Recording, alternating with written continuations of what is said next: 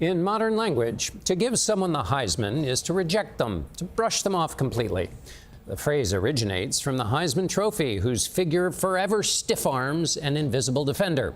But there is a much more fitting history for the term. John Heisman, the football coach after whom the trophy is named, was responsible for giving the Heisman to an entire team in the biggest blowout in college football history. It happened on this day in 1916. The Georgia Tech Yellow Jackets, which Heisman coached, faced off against the Cumberland College Bulldogs, and they beat them 222-0. Why did Heisman run up the score? Was his team facing 11 toddlers? Did his players carry loaded pistols? The history is murky, but the consensus seems to be that it was revenge that caused Heisman to want to bury his opponents down beyond the roots of the begonias. The story starts in 1915. Cumberland's baseball team humiliated Georgia Tech 22-0. Heisman was the baseball coach, too. When it came time for football season, Cumberland had actually dropped the sport, but the game was still on the schedule. Heisman insisted they play anyway, or pay a $3,000 forfeit fee.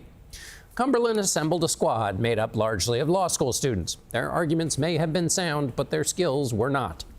Wrote one newspaper, Cumberland was very weak, their men not being able to make tackles or do any of the other details necessary to the game. To give you a sense of the magnitude of 222 points, Georgia Tech's next three game scores were 9-0, 10-6, and 7-7. Heisman's players scored 32 touchdowns. That's one about every minute and a half since the game was shortened in the end.